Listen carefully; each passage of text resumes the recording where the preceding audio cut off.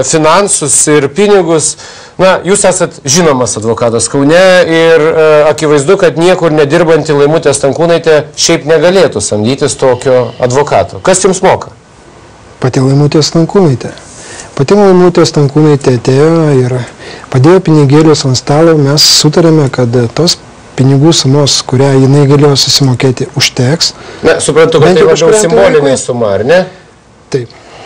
Bet po to, kada Laimutė Stankūnaitė pasakė, kad antstolė buvo paskirta antstolių rūmų, nes nei vienas antstolis nesiryžo vykdyti teismo sprendimą, tada, kada pasakė, kad ne vienas advokatas atsisakė teikti paslaugas po to, kai pasakydavo, kas jie kreipėsi ir kokiu klausimu, tai man nebekilo jokių abejonių, kad vykdant savo priedermę, nepamirštant, kad vis dėlto vienintelis nelaimėje draugas ir pagalbininkas yra advokatas žmogui, man net nekilo abejonės, kad aš turėčiau imti šitos bylos ir padėti šiai moteriškiai šitoje iš tikrųjų sunkioje ir nelygioje kovoje. Na, bet kurio... Ar ne, advokatė? Tačiau mes poną Černiauską nutraukėme tada, kai jis aiškino, jog Stankūnaitės drama jo nedomino iki tos akimirkos, kol tarpduryje pasirodė, kas advokatė.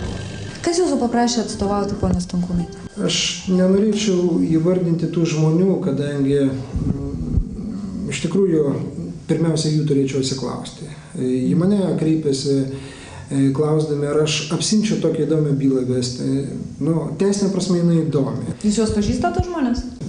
Teko jiems dalyvauti teismo procesuose, stebėti mano darbą ir jie, aš taip supratau, kad... Tai buvę jūsų klientai, taip? Ne klientai. Ne, žmonės iš pašalies stebintis, kaip atstovauja. Kurie, tai taip galima būtų pavadinti tos žmonės suinteresuotais, vaikščiojančiais į teismus ir žinantis, tarkime, tam tikrų advokatų darbą.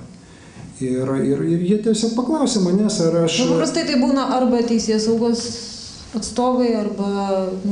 Galiu pasakyti, patvirtinti, kad jokio klano nepažįstu. Ne, aš jokių asmenų kažkokių tai... Jūsų dukra apie tai pasakoja.